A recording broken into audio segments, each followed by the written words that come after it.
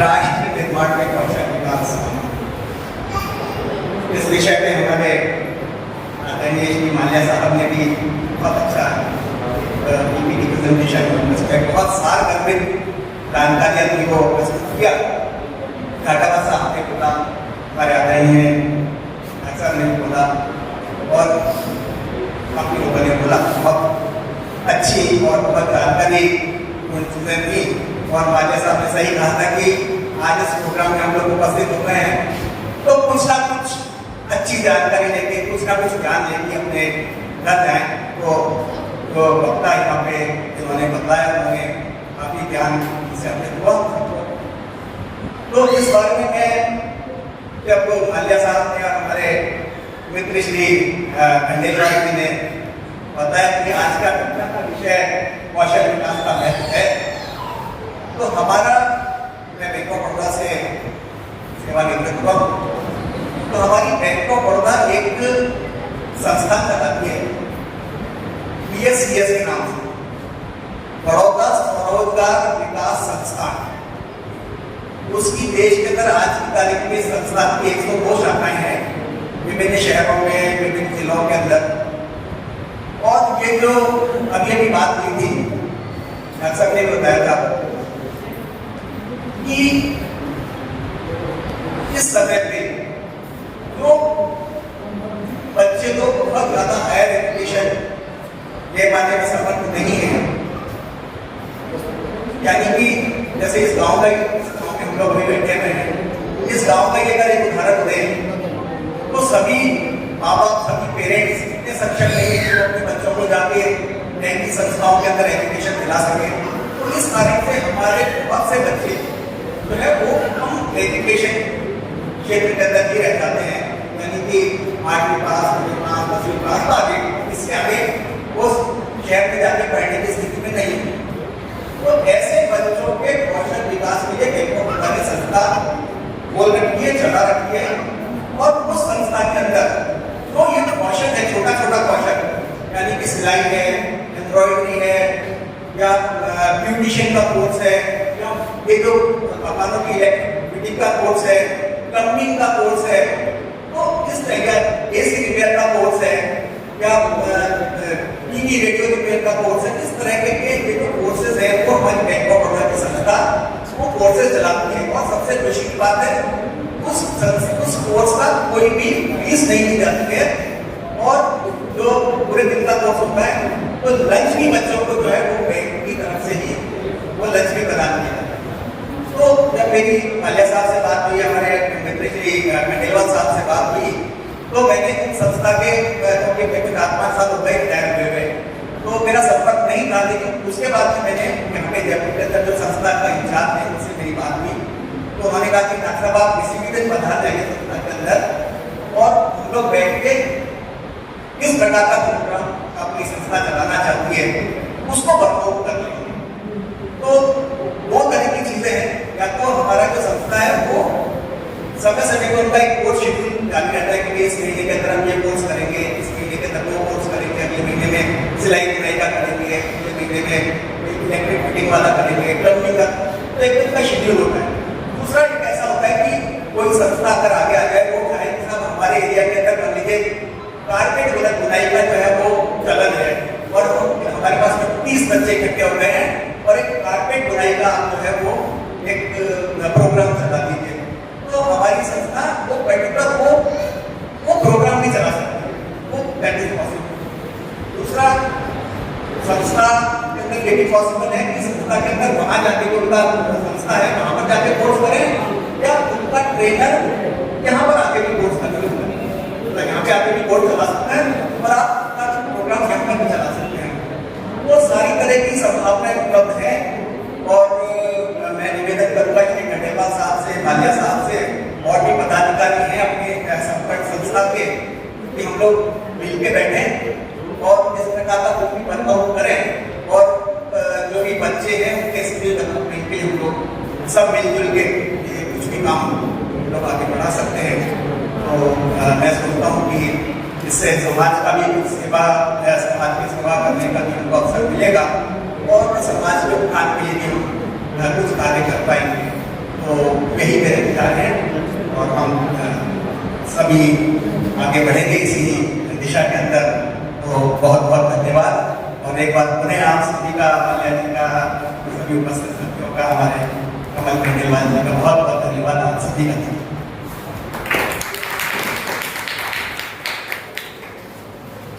और भगत सिंह तो मुझे लगा कि मैंने खुद को इन्वाइट कर लिया है, उन्होंने मुझे एक बोला मुझे इन्वाइट करो, क्योंकि हम आए दिन की समस्याएं देख रहे हैं। और अभी जो माल्या जी ने बताया विवरण दिया है उन चीज़ों को लेके, और जाटावट साहब ने भी बहुत बढ़िया बताया चीज़ों पे। ये अभी मैं 2 दिन से इसको देख रहा हूँ, स्किल डेवलपमेंट पे क्या होना चाहिए, क्या चीज़ें नहीं हो रही हैं। ये इतना ब्रॉड सब्जेक्ट है कि इस पर डिस्कशन घंटों का तालुका हो सकता है। और इंडिया के जो हालात हैं उनको देखते हुए तो बहुत ही ज़्यादा ये प्रसन्न की विषय है आज की डेट में। आए दिन की समस्याएं हम अपने व्यापार में देख रहे हैं कि हमारे व्यापार में इतनी अपॉर्चुनिटीज हैं, हम इतने लोगों को रोजगार दे सकते हैं, लेकिन वो स्किल जो चीज़ें होनी चाहिए, जो डेवलपमेंट होना चाहिए एजुकेशन को लेके, चाहे सेल्स में हो चाहे अकाउंट्स में हो, बच्चे वो उस तरीके से निकल के नहीं आते। अभी रिसेंटली मैंने बच्चे का एडमिशन करवाया बड़े कॉलेज में, 16,000 बच्चों के स्टूडेंट है एक कॉलेज में, एक यूनिवर्सिटी के अंदर।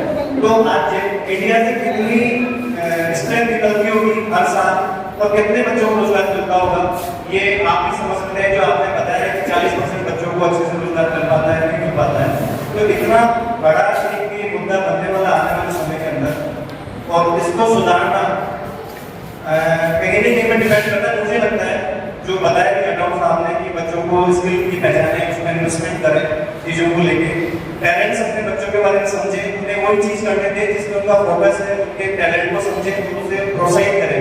ऐसा नहीं एक्स को वाई और वाई को जेड में प्रोत्साहित किया जाए, ऐसा होता है। हमारे इंडियन समाज में सबसे बड़ी प्रॉब्लम है, डे 1 बच्चे के लिए सपना है कि मुझे डॉक्टर बनाना है उसको, या उसको आर्किटेक्ट बनाना है। अगर खुद को आर्किटेक्ट है तो बच्चों को आर्किटेक्ट बनाना है, पूछना नहीं है करना क्या है। तो जो संभावना है उसमें भी हम डे 1 क्लिक कर देते हैं, पहले दिन ही समाप्त कर देते हैं। तो स्किल डेवलपमेंट की परंपराएं चालू नहीं हुई हमारे यहाँ, कभी हमने सोचा ही नहीं उसके बारे में। गवर्नमेंट अपना काम कर रही है, 15,000 IIT मैंने प्रधानमंत्री विकास योजना नेशनली काम करने की जरूरत है, लेकिन फिर भी हम स्ट्रगल कर रहे हैं चीजों को लेके, नहीं हम तो समाज सोसाइटी बना पा रहे हैं।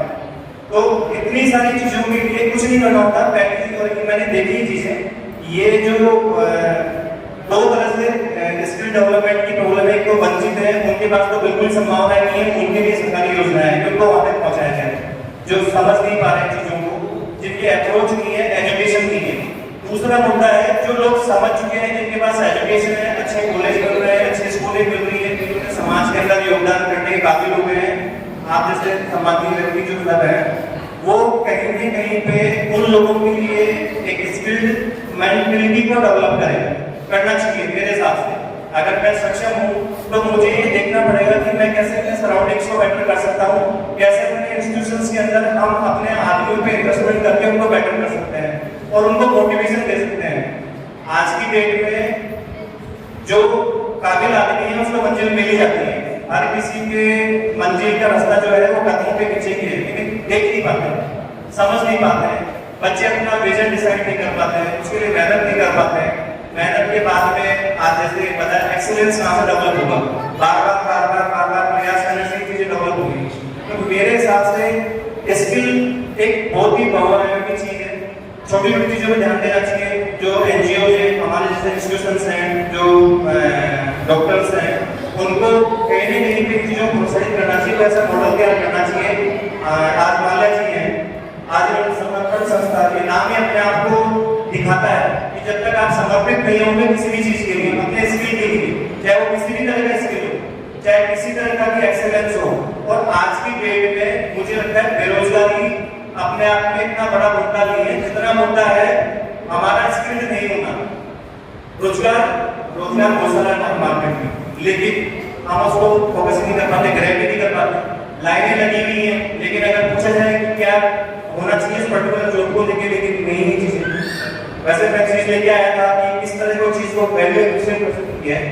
आज अपन इस काबिल से बात कर रहे हैं तो इसकी कोई वैल्यू नहीं है, इस चीज की कोई भी वैल्यू नहीं है।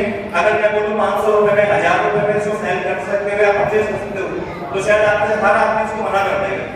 लेकिन इस कागज की वैल्यू चेंज हो सकती है अगर इसमें कुछ रंग वाला मिला दिए जाए, कुछ इसके अंदर कुछ शब्द उपेट दिए जाए, तो इस कागज की वैल्यू लाखों में, करोड़ों में, अरबों में, बनाइए लोगों में। तो मैं इसलिए एक छोटा सा उदाहरण, जैसे अब ये देखिए, किसी बच्चे ने किसी योगिता को इन्वॉल्व करके और पेपर की शक्ल चेंज कर दी, और ये मैं समर्पित करूंगा समर्पण संस्था के संस्थापक जो यहाँ पे कितने लोगों के बीच में बैठे हुए हैं और अपने समर्थन से, समर्पण से इतनी बड़ी तो कहीं भी देखिए जो स्किल था उन्होंने डाइवर्जन किया उसका, आर्किटेक्ट तो नहीं है, अपना समय निकाला, अपना समय डिवोट किया। लोग पागल बोलते हैं शरीर, आपको जो लोग समाज में रफूसत रहती है, चीजें रहती हैं, लेकिन जब चालू किया हुआ है उन्होंने, तो मुझे लगता है कि फैमिली भी बोला हुआ, आप जो जॉब करो, बच्चों ने बोला हुआ कि ये क्या करते हो, लेकिन आज उस समर्थन से यहाँ तक पहुंच गए। तो आपका स्किल आपने अपने पैसे को दिखाया, आपने समाज सेवा में भी अपने आप को डेवलप किया, और इसीलिए हम सब लोग यहाँ बैठे हुए हैं। और मैं सम्मान करना चाहूंगा और इस स्किल डेवलपमेंट को इस तरह से परिभाषित करना चाहूंगा कि एक आदमी की कोशिशें हजारों लोगों की व्यवस्थाओं को चेंज कर सकती है, चाहे वो एजुकेशन हो, चाहे वो विजन हो, चाहे वो मेहनत हो। तो सीखना चाहिए, एक आदमी से आइडल होना चाहिए किसी भी आदमी का। मेरे लिए इस काम को लेके माल्या जी मेरा आइडल है, हमेशा मैं अप्रिशिएट करता हूँ। बहुत ज्यादा मैं इन्वॉल्व नहीं हो पाता समय कमी की वजह से, तो एक छोटा सा ये गेस्चर है आपके लिए, जो आपकी सेवाएं हैं समाज को, सोसाइटी को, और ये भी एक स्किल को दर्शाती है चीज, किस तरह से कागज के कपड़े को एक अमूल्य चीज में बदल सकता है। ये गेस्चर को वैल्यू नहीं होगी, आप ये बोलेंगे, आप ये कहना चाहेंगे, किसी को भी वैल्यू नहीं।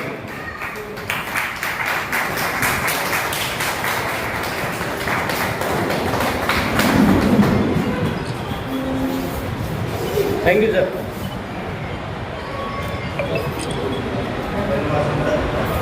तो मेरा जो भी लेक्चर है, जो भी स्पीच है, मैंने कोई लिखी नहीं है, न मैंने कोई समझी है, न मैंने कोशिश की है इसको एडजस्ट करने की, जिस तरीके की थी।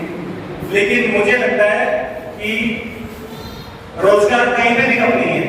हमारा देखने का नजरिया, हर आदमी अगर सोचना चालू कर दे अपने बारे में, एक विजन बना ले अपने बारे में, उस विजन से गोल डेस्टिनेशन डिसाइड कर ले कि भैया मुझे ये करना है, अच्छा घर बनाना है, परिवार को अच्छी सुविधाएं देनी है, अपने देश का नाम रोशन करना है, उसके लिए मेहनत करें, अपने चीजों का एनालिसिस करें।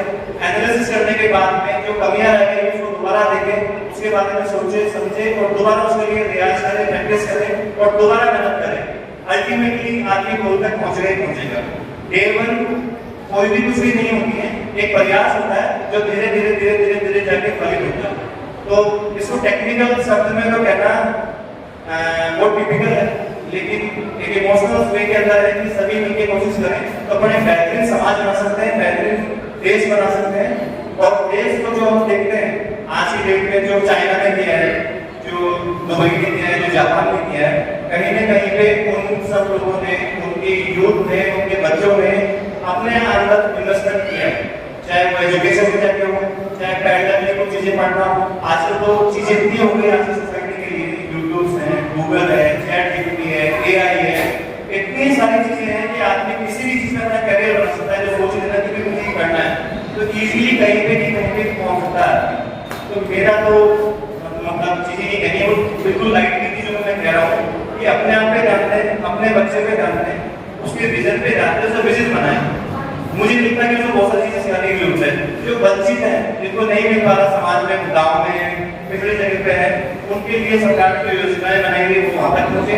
और जिन लोगों को मिल चुकी है सुविधाएं, वो अपने व्यक्तित्व में सुधारना है, अपनी मेंटालिटी में सुधारना है, तो डेफिनेटली हम इस देश को चेंज कर पाएंगे और इस देश को हम अग्रणी देशों में खड़ा कर पाएंगे।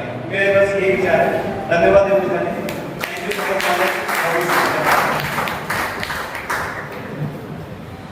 सरपंच साहब, डॉक्टर साहब, खंडेलवाल साहब, माथुर साहब, मीना साहब और सभी उपस्थित मेरे भाइयों बहनों, मैं आप सबका इस अवसर पर बहुत बहुत स्वागत करता हूँ।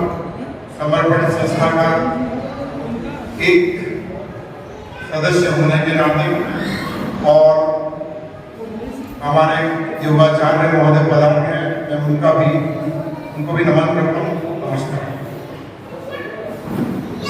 साथियों, हम सबको पता ही है कि हमारा देश इन विपरीत परिस्थितियों में आजाद हुआ और इस स्वतंत्रता को बनाए रखने में हम देख रहे हैं प्रतिदिन हजारों आहुतियां लोग दे रहे हैं, प्रत्यक्ष और अप्रत्यक्ष। तो इस अवसर पर हम सबको उनको भी नमन करना चाहिए जिनकी वजह से आज हम लोग आजादी की सांस ले रहे हैं। अब आते हैं आज का जो हमारा मुख्य विषय है, कौशल विकास की निर्माण और प्रगति और देश की प्रगति में योगदान। यद्यपि अभी माला साहब ने विस्तृत रूप से हम सबके समक्ष पीपीटी के माध्यम से ये बता दिया है कि कौशल विकास क्या है और ये क्यों जरूरी है। देखो, इसमें मेरे हिसाब से सबसे जो इम्पोर्टेंट चीज है वो ये है कि हम लोग जो बैठे हैं सभी से चीजें संबंधित होगी। सबसे पहले तो जो भी आदमी है, student, everybody who is concerned, उसको ये देखना चाहिए कि मेरे में क्या टैलेंट है। कौशल विकास में सीधा साधा संबंध, कौशल का पता नहीं क्या है, आर्ट, हुनर, एक ऐसी चीज जो आपको दूसरों से भिन्न बनाती है। हमारे माला साहब आर्किटेक्ट, तो ये इनकी कौशलता है, इनका हुनर, और वो दूसरों से अलग है। पहली बात। दूसरी बात, माला साहब ने एक और कहा था कि एक्सीलेंस जो है कौशलता की दूसरी बात क्या है कि उसमें आप एक्सपर्ट होने चाहिए। हम लोग गाना सब आदमी गा सकते, मोहम्मद रफी, लता मंगेशकर, कोई मंच का संचालन हर आदमी कर सकता है, लेकिन योगाचार्य की मुझे की तरह नहीं कर सकता। तालियां हम सब लोग बजा सकते हैं, लेकिन योगाचार्य महोदय ने जिस तरह से बजवाई उस तरह से नहीं बताया। तो ये सब बातें हैं कौशल की। अब तो सबसे पहले जरूरी चीज क्या होगी कि हमको हमारा जो टैलेंट है ना उसको देखना चाहिए, और इसकी जिम्मेदारी आपके पेरेंट्स है।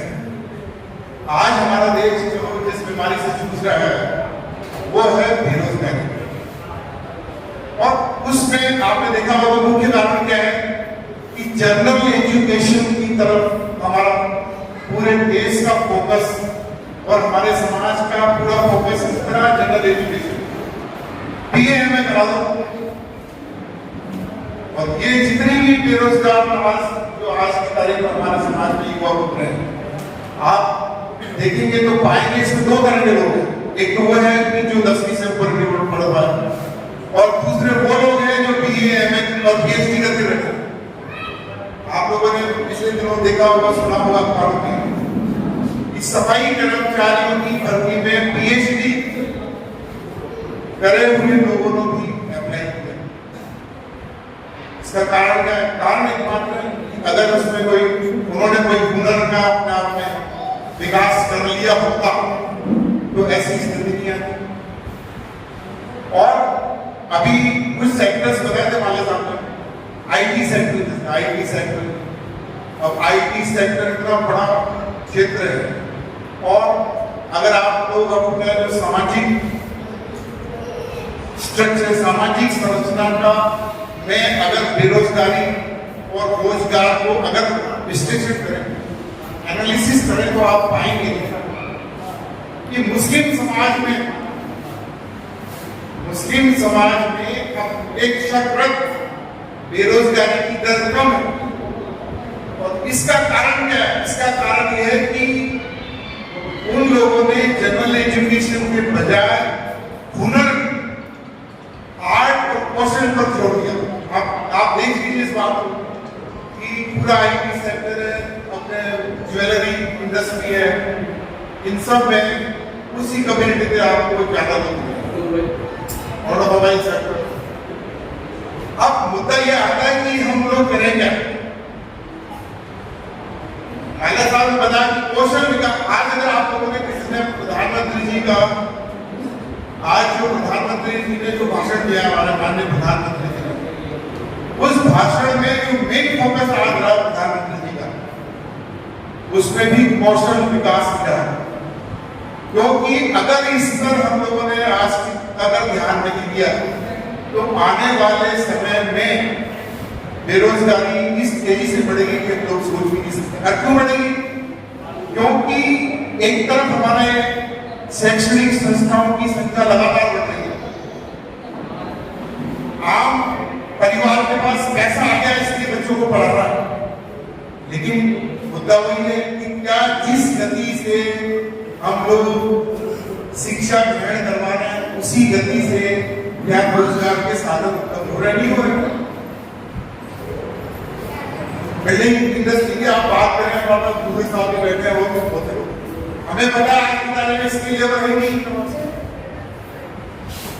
तो ये वो एरिया है जिसमें हमको फोकस करना पड़ेगा और इसमें परिवार की बहुत महत्वपूर्ण भूमिका है। जापान जो है, मालिक साहब ने बताया कुछ कंट्रीज का अभी उदाहरण दिया, जापान एकमात्र ऐसा देश है जिसमें बहुत प्रिलिमिनरी स्टेज पर ही बच्चों को वो टैलेंट, मैंने कहा ना आपको, इसमें सबसे इम्पोर्टेंट है टैलेंट को आइडेंटिफिकेशन ऑफ टैलेंट। वही है, अगर आपने गाने वाले को नाचने में लगा दिया तो वो फेल होगा, इसलिए सबसे इम्पोर्टेंट है आइडेंटिफिकेशन ऑफ टैलेंट, फिर ट्रस्ट और फिर उसका आउटकम हो, फिर ट्रेनिंग। कौशल विकास में जो सबसे बड़ा एक इम्पोर्टेंट एस्पेक्ट है वो है ट्रेनिंग का। और ये जो आपने देखा कि जुलाई 2015 में ये स्कीम लॉन्च हुई, क्योंकि ये बहुत महत्वपूर्ण चीज है कि इसको जितनी जल्दी हम लोग पकड़ लें। अब इसमें दो तरह से हम लोग मदद कर सकते हैं। अब मुद्दा आता है कि अगर ज्ञान कितना ही देते हैं, जब तक उसका धरती पे क्रियान्वयन नहीं होगा तब तक ज्ञान का कोई फायदा नहीं। अब हमें क्या करना चाहिए? अब इसमें दो तरह के रोल है हमारे पास। एक रोल जो भी जैसे माला साहब ने तुमने कहा कि ये हमारे पास ये सेंटर है, ये वेबसाइट जो भी बताई जा रही है, इस वेबसाइट पे जाकर कोई भी ऐसे इच्छुक संस्था, नागरिक या कोई भी जो ये चाहता है कि मैं इसमें डेवलपमेंट में अपना योगदान दूं, तो वो इस वेबसाइट पे जाकर अपने इंस्टीट्यूशन का रजिस्ट्रेशन कर सकता है। पहली बात ये हुई।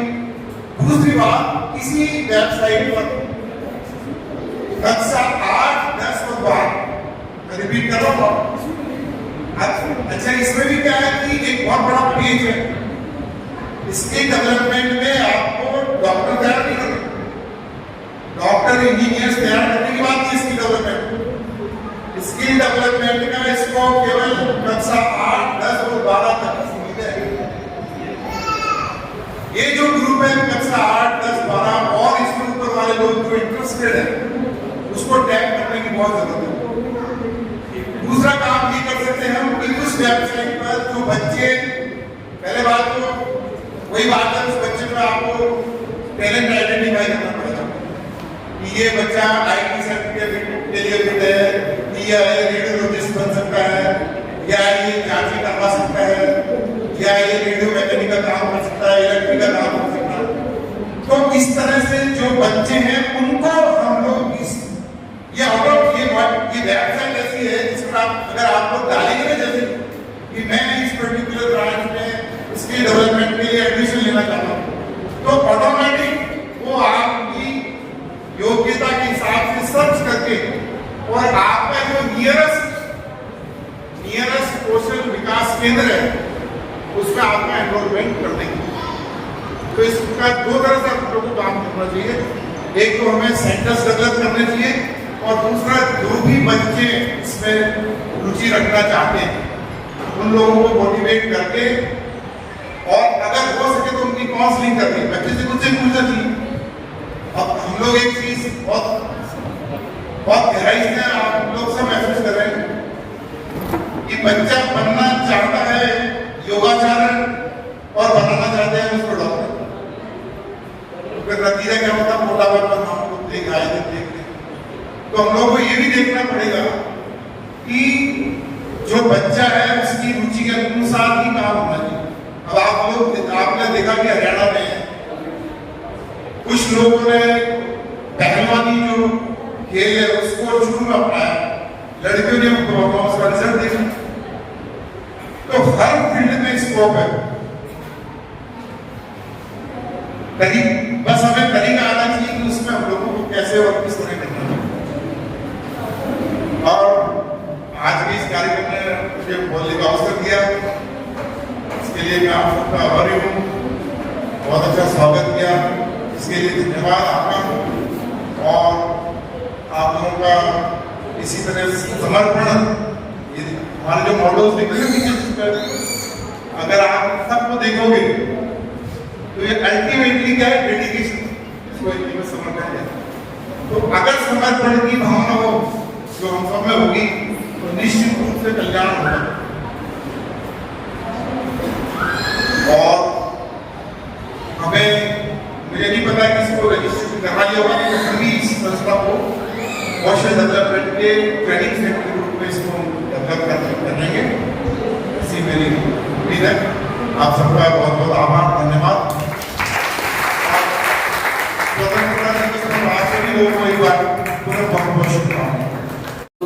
सदन में सभी लोग विराजे हैं, सब जानते हैं कि समर्पण संस्था समाज के जरूरतमंद लोगों के लिए विभिन्न क्षेत्रों में काम कर रहा है। चाहे ब्लड डोनेशन की बात हो, चाहे शिक्षा के क्षेत्र की बात हो, चाहे वृक्षारोपण की बात हो, और किसी अपनी दिशा में और अच्छा काम करने के लिए ये समर्पण संस्था की ओर से ये भवन भी बनाया जा रहा है, जिसमें आप और हम सब बैठे हैं, जहाँ पर बुजुर्गों की सेवा का काम भी होगा, जहाँ पर बच्चों की देखरेख भी होगी। तो ये अपने आप में एक बहुत बड़ा कार्य है जो समाज के दूसरे संगठनों को और समाज के जो दूसरे लोग हैं उनको भी प्रेरणा देता है। निश्चित रूप से माला जी ने सही कहा कि समाज में देने वाले दाताओं की कमी नहीं है, लेकिन दाता इस बात से आश्वस्त होना चाहता है कि उसके द्वारा जो कुछ भी दिया जा रहा है, चाहे वो काइंड्स में दिया जाए, चाहे वो केस में दिया जाए, तो उसका जिस उद्देश्य के लिए दिया जा रहा है उस उद्देश्य में वो पूरी तरह से काम में लिया जा रहा है या नहीं। और किसी भी व्यक्ति को अपने बारे में या किसी संस्था को अपने बारे में कहने की तब आवश्यकता नहीं पड़ती है जब उसका काम बोलता है। तो मैं कहना चाहता हूं कि समर्पण संस्था अपने सेवा के काम में इस तरह से जुड़ी हुई है कि उनको अपने मुंह से कुछ कहने की आवश्यकता नहीं पड़ती, और उसी के कारण से बहुत सारे भामाशाहों ने, बहुत सारे दानदाताओं ने विभिन्न तरीके से अपना सहयोग दिया है, चाहे केस के रूप में दिया, चाहे काइंड के रूप में दिया है। और इस संस्था के द्वारा पारदर्शिता के साथ जो कार्य किया जा रहा है वह हम सबका एक विश्वास बढ़ाता है। जिस उद्देश्य के लिए हम ये संस्था काम कर रही है वह अन्य दूसरी संस्थाओं को भी प्रेरणा देगी, और हम सब लोग भी इनसे जुड़ करके अच्छा महसूस करते हैं, क्योंकि वस्तुतः सेवा की जो भावना होती है हम सबके भीतर होती है, कहीं न कहीं छुपी हुई है, और उस भावना को ऐसी संस्थाएं प्रकटीकरण का मौका देती है, तो आत्मसंतुष्टि इसमें अवश्य हम सब लोगों को मिलती है। और मैं माल्या जी का बहुत बहुत आभार व्यक्त करता हूं कि आप इतने सारे लोगों से आज मुलाकात का मौका दिया। कुछ एजेंसी आ गई इसलिए मैं आज्ञा जा रहा था जाटाओं साहब से और बीच में आपको इंटरप्ट किया, इसके लिए मैं क्षमा चाहता हूं। और आप जो अच्छा काम कर रहे हैं उसके लिए मेरी दुआएं हैं, शुभकामनाएं हैं, और आपका जो हौसला है, आपके जो सब लोगों को साथ लेकर के चलने की जो आपकी अच्छी भावना है वह निश्चित रूप से आपको और कामयाबी दिलाएगी। मैं आपके लिए दुआ करता हूँ कि उत्साह कभी ना धीमा हो, कि उत्साह कभी ना धीमा हो, गगन कामयाबी की सीमा हो, न स्वेद आपका व्यर्थ हो, हर कर्म आपका पुरस्कृत हो, आलोकित हो जीवन की राह, बस इतनी सी है मेरी चाह, बस इतनी सी है मेरी चाह। जय हिंद, सभी को नमस्कार।